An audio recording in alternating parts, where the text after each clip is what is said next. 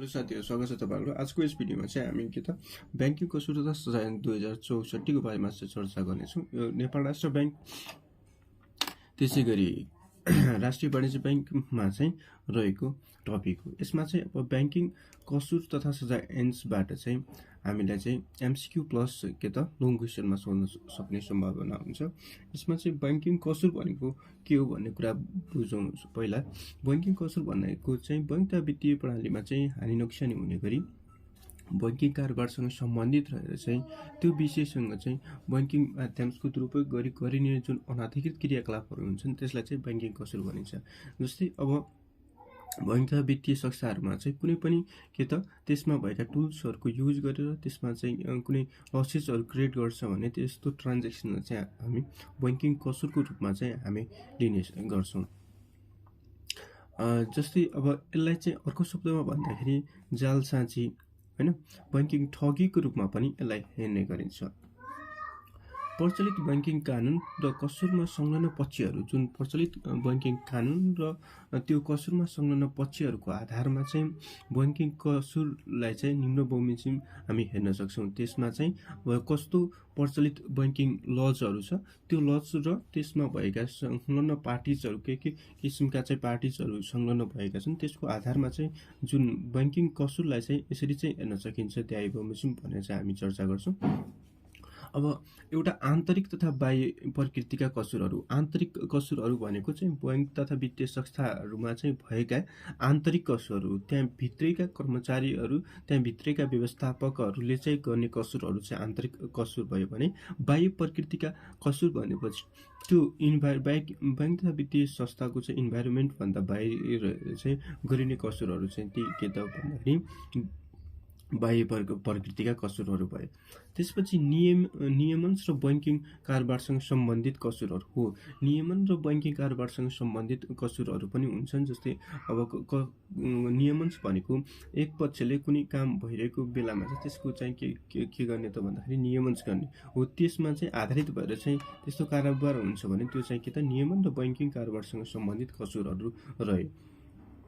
अब अर्को point of भ्यूबाट हामी के भन्न सक्छौँ त बैंकिङ कसुरलाई भन्दाखेरि जुन एक्टमा लेखिएको कुराहरू छ बैंकिङ कसुर सजाय ऐन 2064 बैंक तथा वित्तीय संस्था सम्बन्धी ऐन 2064 हैन त्यसमा चाहिँ त्यसको आधारमा चाहिँ बैंकिङ कसुर भन्नाले के बुझिन्छ त भन्दाखेरि परिच्छेद 2 अन्तर्गत उल्लेखित कार्यहरूलाई जनाउँदछ। अब यसमा चाहिँ परिच्छेदहरू छन् त्यो परिच्छेदमा च्याप्टर नम्बर 2 मा चाहिँ के उल्लेख गरिएको छ, च्याप्टर 2 मा चाहिँ के उल्लेख गरिएको छ ती कार्यहरूलाई नै बैंकिङ कसुर हुन् भन्ने चाहिँ के त जनाएको छ। अब आज हामी के चर्चा गर्छौँ भन्दाखेरि बैंकिङ कसुर र सजायको जुन एक्टमा भएका कुराहरू छन् तिनीहरूको बारेमा भन्दा पनि एक्ट भन्दा बाहिरका कुराहरू कसरी चाहिँ सोध्छ हो त्यस्तो क्वेशन्सहरूको हामी डिल गर्नेछौँ। अब जस्तै अनधिकृत बैंक खाता खोल्ने कुनै पनि अधिकार नलिएर चाहिँ अनधिकृत बैंक खाता खोल्ने, सञ्चालन गर्ने, अनधिकृत कर्जा प्रवाह गर्ने, त्यसको कर्जाको चाहिँ के त दुरुपयोग गर्ने जस्ता किसिमका जुन कार्यहरू छन् हो ती कार्यहरूलाई नै के भनिन्छ त बैंकिङ कसुरको रूपमा चाहिँ लिने गर्छ। अब बैंकिङ कसुर के हो भन्ने जुन कन्सेप्ट छ त्यो बुझिसकेपछि अब हामी चाहिँ बैंकिङ कसुर तथा सजाय ऐन 2064 का उद्देश्य हैन महत्त्व, सान्दर्भिकता, त्यसका औचित्य, उपयोगिता, त्यसका फाइदा जे भने पनि के हुन् भने चाहिँ सोध्दाखेरि अब यो उद्देश्य लेख्दाखेरि हामीले चाहिँ एन जुन एन छ त्यो एनको प्रस्तावनाबाट चाहिँ हामीले साभार गर्नुपर्ने हुन्छ। एनको प्रस्तावनाबाट चाहिँ साभार गर्ने कुरा नै के हो त उद्देश्य किन ल्यायो त हैन त्यो कुनै पनि अब रिजन बिना त कुनै एन ल्याइदैन हो। त्यही भएर चाहिँ बैंकिङ कसुर तथा सजाय ऐन 2064 किन ल्यायो भन्ने कुराहरूको बारेमा चर्चा गर्छौँ। यसमा चाहिँ अब प्रस्तावनामा चाहिँ के त छोटो कुराहरू दिएको छ भने यसमा चाहिँ हामी अलिक के त भन्दाखेरि त्योभन्दा अलिक बृहत रूपमा चाहिँ हेर्नेछौँ। पहिलो पोइन्ट भयो बैंकिङ कसुरमा हुने कार्यहरू उल्लेख गरी उक्त कार्यहरूलाई चाहिँ दण्डनीय बनाउने।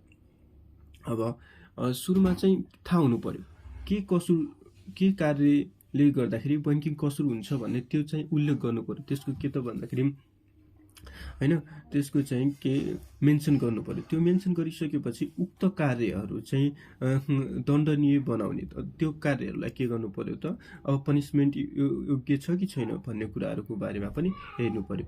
बैंकिङ कसुरमा हुने कार्यहरू चाहिँ उल्लेख गर्नु पर्यो, सुरुमा चाहिँ मेन्सन गर्नु पर्यो कुन कार्यले गर्दाखेरि बैंकिङ कसुर हुन्छ भन्ने कुरा।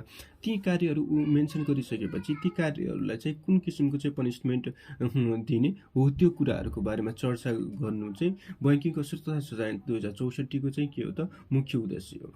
त्यसपछि अर्को उद्देश्य भनेको चाहिँ यो त बैंकिङ कसुरले चाहिँ बैंकिङ क्षेत्रमा चाहिँ पार्ने प्रभावहरूलाई चाहिँ कसरी चाहिँ न्यूनीकरण गर्ने हो। बैंकिङमा चाहिँ विभिन्न किसिमका रिस्कहरू देखिएका हुन्छन्, जस्तै क्रेडिट रिस्क, अपरेसनल रिस्क हैन, त्यसपछि अब मार्केट रिस्क, ती विभिन्न किसिमका हैन, त्यसपछि इन्ट्रेस्ट रेट रिस्क, विभिन्न किसिमका जुन रिस्कहरू जोखिमहरू देखिन्छन् हो ती जोखिमहरूको जुन बैंकिङ कसुरको प्रभावले गर्दा चाहिँ देखिएका हुन्छन् हो ती जोखिमहरूलाई चाहिँ न्यूनीकरण गर्नुपर्ने बैंकिङ कसुर तथा सजाय 2064 को मुख्य उद्देश्य रहेको हुन्छ। त्यसपछि अब बैंकिङ प्रणालीप्रति जनताको चाहिँ विश्वास कायम गर्नु हो, यो पनि बैंकिङ कसुर तथा सजाय 2064 को उद्देश्यको रूपमा हामी हेर्न सक्छौँ। कसरी भन्दाखेरि बैंकिङ प्रणाली भनेको चाहिँ कसरी यो चाहिँ बैंकको ग्राहकहरू चाहिँ के त त्यसको मेरुदण्ड, यदि बैंकिङ ग्राहकहरूको निक्षेप बैंकले सङ्कोच नगर्यो भने बैंक के त ऊ आफ्नो गतिमा चाहिँ चल्न सक्दैन, वा ऊ चाहिँ के हुन्छ त भन्दाखेरि त्यस्ता वित्तीय क्रियाकलापहरूमा चाहिँ अग्रसर हुन सक्दैन। ती वित्तीय क्रियाकलापहरूलाई चाहिँ के त सञ्चालन गर्नको लागि जनता एकदम सबैभन्दा महत्त्वपूर्ण त्यसको बैंकको रक्त सञ्चारको रूपमा ग्राहकलाई लिन सकिन्छ हैन। सर्वसाधारण भनौँ, जनता भनौँ वा ग्राहक भनौँ, हामी जस्तो के त भन्दाखेरि प्राकृतिक व्यक्तिहरूलाई लिन सकिन्छ हो। त्यो अब ती प्राकृतिक व्यक्तिहरूको चाहिँ विश्वास अभिवृद्धि गर्यो भने चाहिँ बैंकमा विभिन्न किसिमका निक्षेपहरू चाहिँ बढी मात्रामा सङ्कलन हुने गर्छन् हो। त्यही भएर चाहिँ बैंकिङ प्रणालीप्रति चाहिँ जनताको विश्वास अभिवृद्धि गर्नु पनि के हो त भन्दाखेरि बैंकिङ कसुर तथा सजाय 2064 को चाहिँ के हो त उद्देश्य हो। अब जसरी चाहिँ विश्वास बढ्दै जान्छ, विश्वास बढिसकेपछि सर्वसाधारणहरूले आफूले चाहिँ के त अर्थतन्त्रमा छरिरहेका जुन ससानो रकमहरू हुन्छ त्यो ससानो रकमहरूलाई चाहिँ सङ्कोच गरेर चाहिँ ब्याङ्कमा के गर्छ त डिपोजिट गर्छ। ब्याङ्कमा डिपोजिट गरिसकेपछि ब्याङ्कले त्यो अमाउन्टलाई आफ्नो के त फन्ड जेनेरेट गरेर त्यो फन्डलाई चाहिँ फेरि के गर्छ त भन्दाखेरि लगानीयोग्य क्षेत्रमा चाहिँ के गर्छ, इन्भेस्ट गर्छ। त्यहाँबाट चाहिँ के हुन्छ त मुनाफा कमाउँछ र त्यो मुनाफाले नै के हुन्छ अर्थतन्त्रमा पनि के गर्छ त भन्दाखेरि विकास गर्नको लागि सहयोग गर्ने हुन्छ।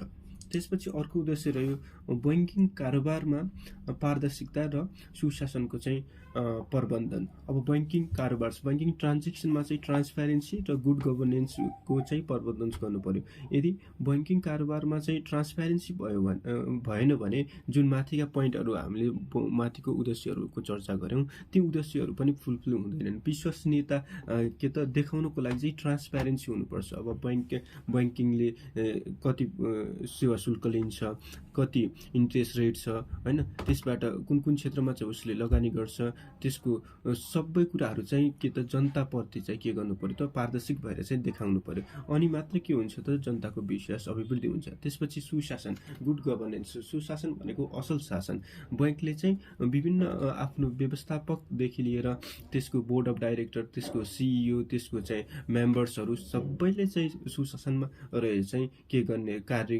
गर्नुपर्ने हुन्छ हो। त्यो कार्य गरेको देखाउनु पर्यो जनताहरू सामु हो। त्यसपछि चाहिँ के हुन्छ त भन्दाखेरि बैंकिङ कसुर तथा सजाय 2064 ले उल्लेख गरेका उद्देश्यहरूमा चाहिँ टेकिरहन सकिन्छ।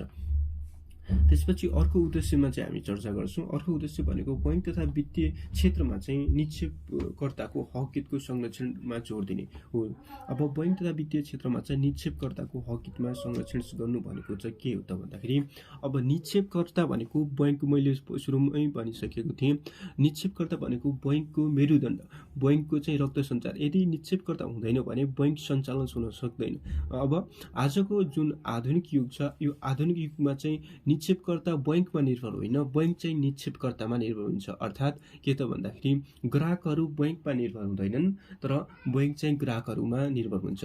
अब बैंक चाहिँ ग्राहकहरू नभयो भने त्यो चाहिँ के हुन सक्दैन त, सञ्चालन हुन सक्दैन, उसले गति लिन सक्दैन। त्यही भएर चाहिँ उनीहरूले चाहिँ डिपोजिट गरेको जुन रकम हुन्छ त्यो रकमलाई चाहिँ के गर्नु पर्यो त भन्दाखेरि उनीहरूको चाहिँ कि संरक्षणमा चाहिँ के गर्नु पर्यो, जोड दिनु पर्यो। बैंक तथा वित्तीय प्रणालीमा चाहिँ जुन निक्षेपकर्ताले के त डिपोजिट गरेको रकम हुन्छ हो त्यो रकमहरूलाई चाहिँ के गर्नु पर्यो त भन्दाखेरि संरक्षण दिनु पर्यो। त्यो नै के हुन्छ बैंकिङ कसुर तथा सजाय ऐन 2064 का उद्देश्यहरू। यी चाहिँ हामीले चाहिँ प्रस्तावनाबाट साभार गरिएका केही उद्देश्यहरूको बारेमा चर्चा गऱ्यौँ। प्रस्तावनामा चाहिँ थोरै पोइन्टहरू चाहिँ दिएको छ, त त्यसलाई चाहिँ अलि लम्बाएर चाहिँ मैले 5 वटा पोइन्टहरू चाहिँ यो तपाईँहरू सामु के गरे प्रस्तुत गरे। तपाईहरुले चाहिँ एक्जाममा लेख्दाखेरि यी 5 वटा पोइन्टलाई चाहिँ मध्यनजर गरेर चाहिँ तपाईले चाहिँ लेख्न सक्नुहुन्छ। अब क्वेशन कसरी अराइज हुन्छ भन्दाखेरि के भन्न सक्छ, बैंकिङ एन्ड बैंकिङ कसुर तथा सजाय ऐन 2064 का उद्देश्यहरू लेख्दै त्यसको विशेषताहरूको बारेमा चाहिँ चर्चा गर्नुहोस् भनेर भन्न सक्छ। वा बैंकिङ कसुर तथा सजाय ऐन 2064 को उद्देश्य लेख्दै नेपाल राष्ट्र बैंकले चाहिँ गर्ने काम कर्तव्य र अधिकारहरू उल्लेख गर्नुहोस् भनेर पनि भन्न सक्छ। यसमा चाहिँ कनेक्टिङ अर्को क्वेशन चाहिँ कनेक्ट गरेर चाहिँ के गर्न सक्छ, सोध्न सक्छ। त्यस्तो कन्डिसनमा जुनसुकै कन्डिसनमा पनि यी 5 वटा उद्देश्यहरूले चाहिँ हामीलाई चाहिँ के गर्न सक्छ त भन्दाखेरि हामीलाई चाहिँ लेख्नमा चाहिँ मद्दत गर्न सक्छ। यो भयो उद्देश्यको बारेमा हामीले चर्चा गर्यौं।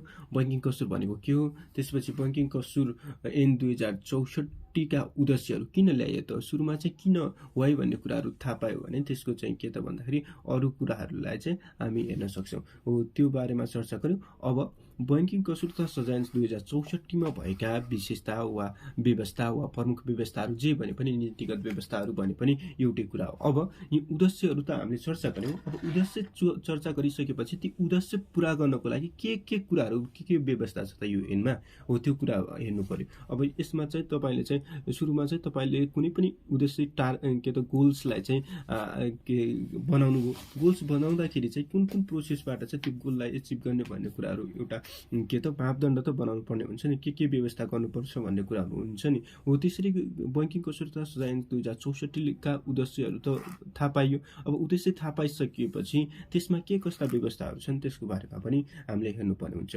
बैंकिङ कसुर तथा सजाय ऐन 2064 मा भएका विशेषता वा व्यवस्था प्रमुख के त व्यवस्था वा नीतिगत व्यवस्था के हुन् भने चाहिँ सोध्न सक्छ। 5 नम्बरमा पनि सोध्न सक्छ, 10 नम्बरमा पनि सोध्न सक्छ। अब यसमा चाहिँ के व्यवस्थाहरू छन् त्यसको बारेमा चर्चा गर्छौं। पहिलो व्यवस्था पोइन्ट नम्बर 1 मा चाहिँ के छ त भन्दाखेरि नेपाल बाहिरबाट भएका कसुरमा समेत यसै कानून बमोजिम उपचार प्राप्त गर्न सकिने हो। बैंकिङ कसुर यदि नेपाल बाहिर हुन्छ भने वा नेपाल बाहिरको जुनसुकै देशमा पनि त्यो बैंकिङ कसुर भयो वा त्यो देशका कानूनहरूले चाहिँ यो बैंकिङ कसुर हो भनेर उल्लेख गर्यो भने त्यो उक्त उपचार नेपालमा जुन यो बैंकिङ कसुर छ त्यो कानून बमोजिम चाहिँ हुन्छ है। यदि नेपाली मान्छे विदेश गएर त्यहाँ चाहिँ ले चाहिँ बैंकिङ कसुर गर्यो भने अब त्यहाँको विदेशको कानूनले चाहिँ के भन्यो त यो बैंकिङ कसुर हो भने चाहिँ भन्यो भने नेपालको यो बैंकिङ कसुर तथा सजाय ऐन 2064 छ हो त्यो बमोजिम के गर्न सक्छ त भन्दाखेरि त्यो बमोजिम के गर्न सक्छ, उपचार प्राप्त गर्न सक्छ। यो पहिलो विशेषता भयो। त्यसपछि अर्को विशेषतामा हेर्छौं। अब बहिर क्षेत्रीय क्षेत्राधिकार पनि प्रयोग गर्न मिल्छ। यो ऐन अनुसार चाहिँ बहिर क्षेत्रीय क्षेत्राधिकारको पनि उल्लेख गरिएको छ। अनि बैंकिङ कसुर हुने कार्यहरू उल्लेख गरी सजायको व्यवस्था गरिएको छ। मैले विशेषता भनेको के हो त भन्दाखेरि विशेषता भनेको त्यसमा गाँसिएका, त्यसमा टाँसिएका, त्यसमा भएका सम्पूर्ण कुराहरू नै के हो त विशेषता हो। त्यही भएर चाहिँ त्यो ऐनमा के कुराहरू छन् त्यो नै विशेषता हो। तपाई परिच्छेद पनि लेख्न सक्नुहुन्छ, त्यसका उद्देश्य प्लस त्यसका के त भन्दाखेरि अरु कार्यहरू पनि लेख्न सक्नुहुन्छ हैन। तीन नै के हुन्छ विशेषता। अब यसमा चाहिँ सेकेन्ड विशेषतामा चाहिँ यसलाई के यसमा चाहिँ के भन्न सकियो त भन्दाखेरि बैंकिङ कसुरमा हुने जुन कार्यहरू छन् त्यो उल्लेख गर्ने र त्यसको सजायको व्यवस्था गर्ने यो ऐनमा चाहिँ उल्लेख गरिएको छ भने यो चाहिँ विशेषता हो। अब यसमा चाहिँ के छ त दफा नम्बर 3 देखि दफा नम्बर 14 को खसम्म चाहिँ बैंकिङ कसुरहरूको बारेमा चाहिँ चर्चा गरिएको छ भने दफा 15 मा चाहिँ के त त्यसका सजायहरूको बारेमा चाहिँ के गरिएको छ, उल्लेख गरिएको छ है त। अब त्यसपछि अर्को विशेषतामा हेर्छौँ हामी, ढुकुटी कारोबार र बिना इजाजत सहकारी संस्थाले चाहिँ गर्ने बैंकिङ कारोबार समेत कसुरको रूपमा चाहिँ उल्लेख गरिएको। अब ढुकुटी कारोबार छ होइन, त्यसपछि बिना इजाजत सहकारी संस्थाहरू हुन्छ नि त, के त ती सहकारी संस्थाले पनि बैंकिङ कारोबार गर्छ भने त्यसलाई चाहिँ के त भन्दाखेरि कसुरको रूपमा चाहिँ उल्लेख गरिएको हो। जो ले के भन्छ त, ढुकुटी कारोबार नगर भन्छ। त्यसपछि ढुकुटी कारोबारसँगै यो जुन हाम्रो गाउँघरतिर सहकारी संस्था हुन्छन् वा के त भन्दाखेरि जुन सहकारी संस्थाले चाहिँ के त अब नेपाल राष्ट्र बैंकको इजाजत लिएन, तर पनि उसले चाहिँ बैंकिङ कारोबार जस्तै अब पैसा लिने, डिपोजिट राख्ने, त्यसलाई चाहिँ लोन प्रवाह गर्ने, त्यो चाहिँ ब्याङ्किङ प्रोसेसमा चाहिँ जे हुन्छ त्यसरी चाहिँ गर्यो भने चाहिँ त्यो कार्य चाहिँ के हुन्छ त कसुरको रूपमा चाहिँ उल्लेख गरिएको छ यो ऐनमा। त्यो त्यसपछि उसलाई चाहिँ के त सजाययोग्य मान्न सकिन्छ भनेर चाहिँ यो ऐनमा उल्लेख गरिएको छ। यो पनि अर्को विशेषता भयो। अर्को विशेषता चर्चा गर्छु, विद्युतीय माध्यमको दुरुपयोग गरिने अनाधिकृत बैंकिङ कारोबारहरू चाहिँ कसुरको दायरामा चाहिँ समेटिएको। अब विद्युतीय माध्यमहरूको दुरुपयोग गरेर, जस्तै ती कुराहरूले चाहिँ अब विद्युतीय माध्यम भनेको तपाईहरुलाई थाहा नै होला, हो त्यो विद्युतीय माध्यमहरूको दुरुपयोग गरेर चाहिँ अनाधिकृत त्यसको अधिकार नभएर पनि बैंकिङ कारोबारहरूमा चाहिँ कसुर गरेको एउटा कुनै कुरा थाहा पायो भने त्यसलाई चाहिँ के त कसुरको दायराभित्र समेट्ने कुराहरू पनि गरेको छ यो ऐनले। अब त्यसपछि अर्को पोइन्टमा हेर्छौँ, अब बैंकिङ कसुरको जाहेरी र मुद्दा दायरा गर्न हदम्याद तोकिदिएको हो। अब बैंकिङ कसुर भयो भने त थाहा पाउनुभयो, अब थाहा पाइसकेपछि त्यसलाई जाहेरी गर्नुपर्छ, त्यसमा चाहिँ मुद्दा दायर गर्नुपर्छ, हो त्यसको लागि हदम्याद समय तोकिदिएको छ। अब कुनै पनि व्यक्तिले कुनै पनि संस्थामा चाहिँ बैंकिङ कसुर भएको छ भने चाहिँ थाहा पाइसकेपछि त्यो थाहा पाएको अवस्थाभित्र होइन, त्यो थाहा पाएको मितिदेखि 1 वर्षभित्र चाहिँ जाहेरी दिइसक्नुपर्ने हुन्छ। यदि ऊ व्यक्तिले चाहिँ बैंकिङ कसुर भयो भनेर चाहिँ थाहा पायो तर 1 वर्षभित्र उसले चाहिँ जाहेरी दिन सकेन भने चाहिँ त्यो बैंकिङ कसुर भएको ठहरिने छैन भनेर चाहिँ ऐनमा चाहिँ के गरिएको छ, उल्लेख गरिएको छ। अब जाहेरी प्राप्त भएको 6 महिनाभित्र चाहिँ के त मुद्दा दायर गर्न सक्ने हुनु पर्यो। के त 1 वर्षभित्र, यो एमसीक्यूमा पनि सोध्न सक्छ, जस्तै अब 1 वर्षभित्र चाहिँ जाहेरी दिनु पर्यो। 1 वर्षभित्र जाहेरी दिइसकेपछि चाहिँ 6 महिनाभित्र के गर्नु पर्यो, मुद्दा के गर्नु पर्यो, दायर गरिसक्नु पर्यो। तर बैंकका कर्मचारीहरूको हकमा चाहिँ हदम्याद चाहिँ नलाग्ने। यदि ऊ व्यक्ति बैंकमा काम गरिरहेको छ भने त्यस्तो अवस्थामा चाहिँ उसलाई चाहिँ हदम्याद लाग्दैन भन्ने चाहिँ भनेको छ। अब यो चाहिँ प्राकृतिक व्यक्तिहरूलाई चाहिँ अब कसुर गरेको थाहा पाएको 1 महिना के त 1 वर्षभित्र चाहिँ जाहेर गर्न सक्नु पर्यो र 6 महिनाभित्र चाहिँ के गर्नु पर्यो, मुद्दा दायर गर्न सक्नु पर्यो अरू व्यक्तिहरूलाई चाहिँ। तर बैंकमा नै काम गरिरहेका कर्मचारीहरू छन् भने उनीहरूले चाहिँ हदम्याद लाग्दैन। उनीहरूले चाहिँ जतिखेर पनि के गर्न सकिन्छ त भन्दाखेरि उनीहरूले बैंकिङ कसुर गरेको हो भनेर चाहिँ हामीले थाहा पायो भने जतिखेर पनि मुद्दा दायर गर्न सकिन्छ भन्ने यो अर्को विशेषताको रूपमा हामीले चर्चा गरौँ। र छैटौं विशेषतामा के छ त भन्दाखेरि बैंकिङ कसुरको अनुसन्धान र अभियोजन हैन सम्बन्धी व्यवस्था रहेको हो। यसमा चाहिँ के छ त, अब बैंकिङ कसुरको अनुसन्धान र अभियोजन कसरी गर्ने भन्ने कुराहरू व्यवस्था उल्लेख गरिएको छ। अब के कुराहरू उल्लेख गरिएको छ त भन्दाखेरि अभियुक्तलाई पक्राउ गरी अनुसन्धान गर्न सकिने हो। को व्यक्ति चाहिँ अभियुक्त छ, अनुसन्धानको क्रममा चाहिँ त्यो अभियुक्तलाई चाहिँ पक्राउ गर्नु पर्यो। एट फर्स्ट पक्राउ गरिसकेपछि त्यो अभियुक्तलाई चाहिँ त्यसको सम्पत्तिहरूलाई चाहिँ के गर्नु पर्यो, रोक्खा गर्नु पर्यो अनुसन्धानको लागि। त्यसपछि सम्पत्ति रोक्खा गरिसकेपछि त्यसलाई थुनामा लिन सकियो। थुनामा लिएर चाहिँ त्यसलाई धरौटी वा कुनै पनि हदम्याद दिएर चाहिँ त्यसलाई चाहिँ के गर्न सकिन्छ त भन्दाखेरि थुनामा लिन सकिन्छ। तर विदेशी अभियुक्त छ भने विदेशी अभियुक्तको केसमा चाहिँ के हुन सक्दैन त, त्यसलाई चाहिँ थुनामा लिन सक्दैन। त्यस्तो अवस्थामा चाहिँ उसले चाहिँ के त थुनामा त लग्यो, थुनामा लिएर चाहिँ त्यसलाई धरौटीमा छोड्न सकिँदैन भन्न खोजेको। विदेशी अभियुक्तलाई चाहिँ थुनामा लिएर चाहिँ धरौटीमा छोड्न सकिएन। तर नेपाली अभियुक्त छ भने चाहिँ त्यसलाई चाहिँ थुनामा वा धरौटीमा चाहिँ राख्न सकिन्छ, सुनाइ गर्न सकिन्छ भने चाहिँ के त भन्दाखेरि बैंकिङ कसुरको अनुसन्धान र अभियोजन सम्बन्धी चाहिँ व्यवस्थाहरू पनि गरिएको छ। यो भयो 6औं नम्बर विशेषता। त्यसपछि 7औं नम्बर विशेषतामा चाहिँ के छ त भन्दाखेरि बैंकिङ कसूरका मुद्दाहरू सरकारी वकिलले चाहिँ तोकिएको कानुन बमोजिम चाहिँ उल्लेख गर्नुपर्छ हो।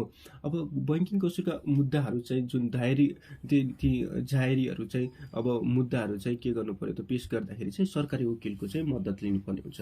यदि सरकारी वकिलले चाहिँ त्यो तोकिएको मुद्दाहरू चाहिँ अदालतमा पेश गरिन भने त्यसलाई चाहिँ के त स्वीकार गर्न योग्य हुने छैन भने चाहिँ ऐनमै भनिएको छ। अब त्यो पनि कुन अदालतमा भन्दाखेरि उच्च अदालतमा चाहिँ बैंकिङ कसूरका मुद्दाहरू चाहिँ दायर गर्नुपर्ने हुन्छ।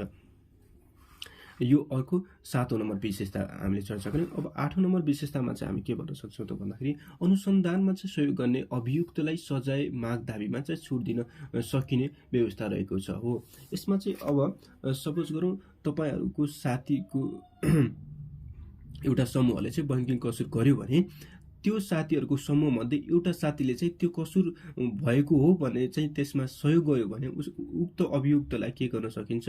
अब उसले चाहिँ मागी अनुसारको छुट दाबी गर्यो भने चाहिँ उसलाई चाहिँ त्यो कसुरमा चाहिँ जति सजाय हुनुपर्छ त्यो सजायमा चाहिँ अलि चाहिँ के गर्न सकिन्छ त छुट दिन सकिन्छ भन्ने व्यवस्था पनि बैंकिङ कसुर तथा सजाय ऐन 2064 मा चाहिँ यो व्यवस्था उल्लेख गरिएको छ। प्री बार्गेनिङ गर्न सकिन्छ भन्न खोजेको यसलाई।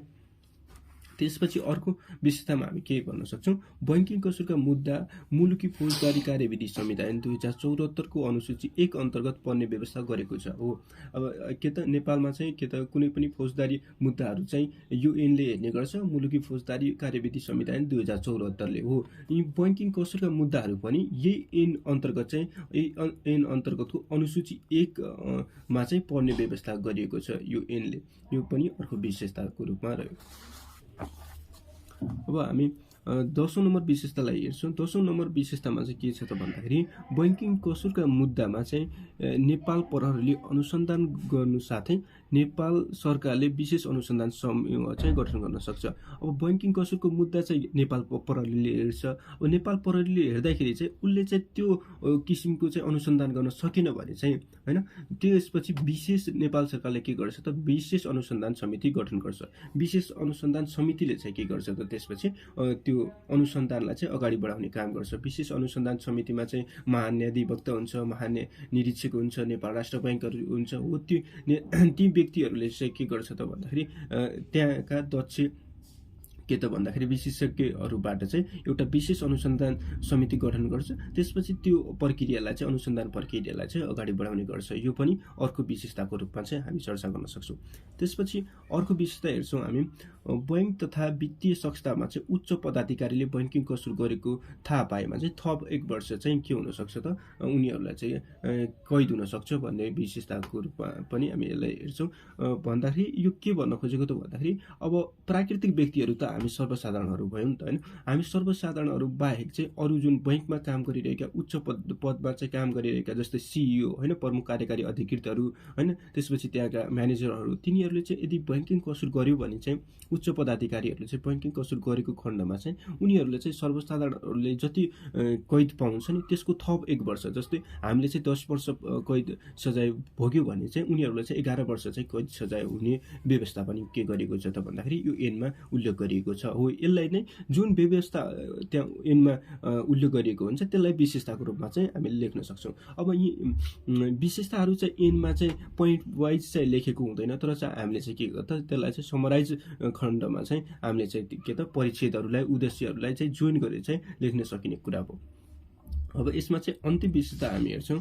अन्तिम विशेषता के छ त भन्दाखेरि बैंकिङ कसुरमा चाहिँ कैद सजाय पाएका व्यक्ति बैंकिङ कर्मचारीको रूपमा चाहिँ काम गर्न चाहिँ अयोग्य हुने व्यवस्था गरेको छ। यो ऐनमा के गरेको छ त अब यदि तपाई बैंकमा काम गर्दै हुनुहुन्छ, तपाई बैंकको कर्मचारी हो भने तपाईले चाहिँ बैंकिङ कसुर गरेको खण्डमा चाहिँ अब तपाईले चाहिँ फेरि चाहिँ बैंकमा काम गर्न सक्छु काम गर्छु भन्न पाइएन। किनकि बैंकिङ कसुरले नै के भनेको छ त भन्दाखेरि बैंकमा काम गर्ने व्यक्तिले कुनै पनि व्यक्तिले चाहिँ एकचोटी बैंकिङ कसुर गरेको खण्डमा उनले चाहिँ बैंकमा काम गर्न चाहिँ अयोग्य हुने भनेर चाहिँ के गरेको छ उल्लेख गरेको छ। तर प्राइभेट बैंकहरुमा चाहिँ गर्न पाइयो, तर सरकारी बैंकमा चाहिँ पाइदैन। यसमा चाहिँ एउटा के हुन्छ त भन्दाखेरि अपवादको रूपमा चाहिँ लाई हेर्न सक्छौं। अब यो त हामीले चाहिँ चर्चा गर्यौं बैंकिङ कसुर का के त भन्दाखेरि विशेषताहरू बैंकिङ कसुर सम्बन्धी ऐन 2064 का चाहिँ सुरुमा चाहिँ बैंकिङ कसुर भनेको के हो त भन्दाखेरि त्यसको बारेमा चर्चा गऱ्यौँ। त्यसपछि त्यसमा भएका उद्देश्यहरूको बारेमा चाहिँ हामीले हेर्यौँ र त्यसमा भएका विशेषताहरूको बारेमा चर्चा गऱ्यौँ। आजको लागि यति नै। अब हामी चाहिँ अगाडिको भिडियोमा चाहिँ यसलाई कन्टिन्यू गर्नेछौँ। हामी यो एनमा चाहिँ स्टार्ट गरेकै छैनौँ। यसमा चाहिँ भएका उद्देश्य र त्यसका विशेषताहरूको बारेमा मात्र चर्चा गरेका छौँ। त्यसपछि एमसीक्यूमा चाहिँ यो एन चाहिँ कहिले जारी गरियो, यसलाई कसरी संशोधन गरियो, यसमा चाहिँ कतिवटा परिच्छेदहरू छन्, कतिवटा दफाहरू छन्, त्यसको बारेमा चाहिँ हामी अर्को भिडियोमा चाहिँ चर्चा गर्नेछौँ। तपाईँहरूलाई यो भिडियो राम्रो लाग्यो भने यो च्यानललाई सब्सक्राइब गर्न सक्नुहुन्छ र साथीसँग चाहिँ सेयर गर्न सक्नुहुन्छ। Thank you for watching this video. Thank you.